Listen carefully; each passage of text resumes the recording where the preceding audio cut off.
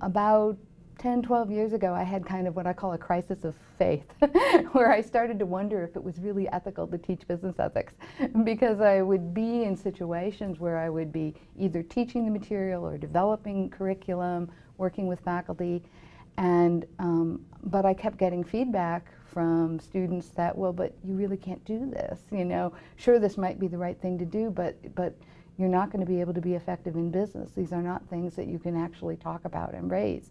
And so I started to wonder if it was kind of an exercise in hypocrisy to be, you know, teaching these things when we all sort of, you know, knew and wink, wink, you know, this isn't really going to happen. There are people who have, you know, made unethical decisions and done quite well, thank you very much, you know, and there are organizations that have survived for you know, long periods with certain kinds of misbehavior. But I had this experience where I was doing some consulting for Columbia Business School at the time, and I had the opportunity. They were asking all their incoming MBAs to write a little essay about a time when they had experienced a values conflict and how they'd handled it. And the largest group, a little less than half, did in fact say, yes, I encountered a values conflict.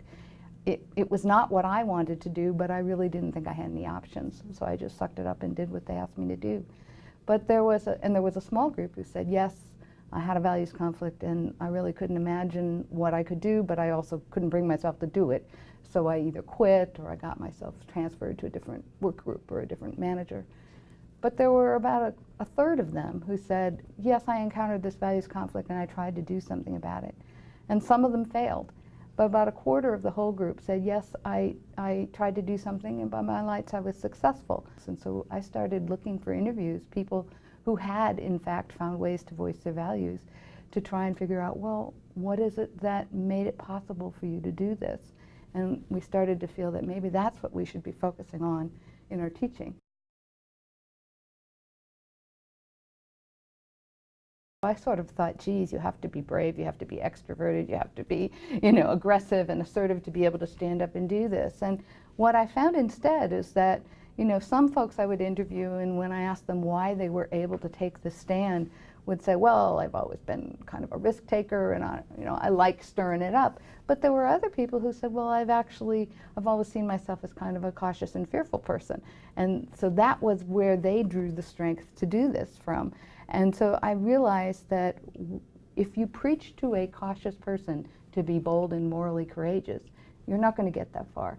And if you preach to a kind of risk-taker, assertive kind of, you know, hard-charging business person, you have to be more cautious. You have to play it safe. You're not going to be that effective.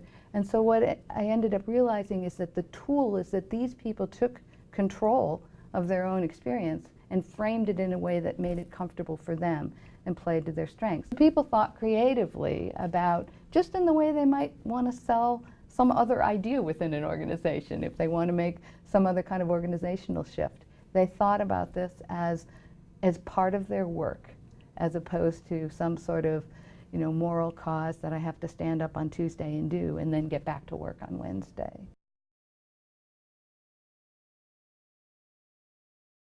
When I interviewed people who were very junior in the organization, they would tend to say things like, well, this would be great when I get to be in the C-suite, you know, or when I get to be at a policy setting level, but I don't have the experience or the relationships or the legitimacy or the power right now. And then I would interview people who were CEOs and COOs and CFOs, and they would say, this is great if I was more junior in the organization because there would be less at stake, but I have a lot of people depending on me now, and so it's very difficult to do this. And then I would interview people in the middle, and they would say, well, if I were more junior or if I were more senior, but I have pressures coming, I'm being squeezed from all levels. So everyone had a reason why they were at the wrong place to make change. But nevertheless, I also found individuals at each level who did, in fact, find ways to voice and act their values. But they did them in ways that were consistent with where they were. So the more junior people tended to ask questions. They tended to, you know, say, but what about this? And the questions were not always, is this right or isn't this wrong? But it was more the question that actually made the stakes or the risks more credible or more visible. So they would ask them in a truly learning way because they were in a more junior place in the organization. At the more senior level, people would often see it as more something where they needed to be inspiring, where they needed to lead. And so there was a CFO that I interviewed, a recently promoted CFO, who just as he was taking on the new position, was being asked by some of his senior colleagues to make some adjustments in their quarterly reporting that he felt were over the line. And so he was really torn, because he sort of felt, well, this is just as I'm assuming this new role, I want these people to be my allies and colleagues and help me get done the things I need to get done. On the other hand, I don't think this is right. So he went back and forth, and he finally, the way he decided to frame it for himself was, actually, if I do it now, I have greater leverage than I would have if I waited. If I went along with it now in order to get them to be on my side, they'd think they knew who I was. It would be even harder. So he was taking a very different stance that one could take at a different level in the organization. The people who I interviewed in the middle in the organizations, they usually needed to do a combination of things. They needed to think about both asking people to change their behavior, but also saying, but I understand the organizational incentives that are in place and the pressures that make it difficult. So I am also working on changing those organizational structures and incentive systems. So they were able to show good faith, and they were able to have something to give as they were asking for something. So people took different strategies that were appropriate. I mean, just as I was saying earlier, you have to choose a strategy that fits with who you are personally. You also need to think about a strategy that fits with your particular levers and power level and relationships within the organization.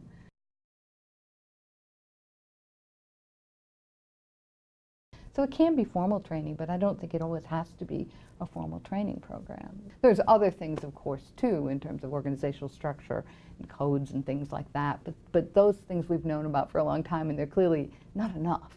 But one of the things that seemed to be really important was to be able to share out loud your own thought process with your reports. It's just like with management, right? You want to draw out the best in your employees so that when they're in a difficult situation, they are going to be able to think creatively and handle that situation, even if you're not there to direct them.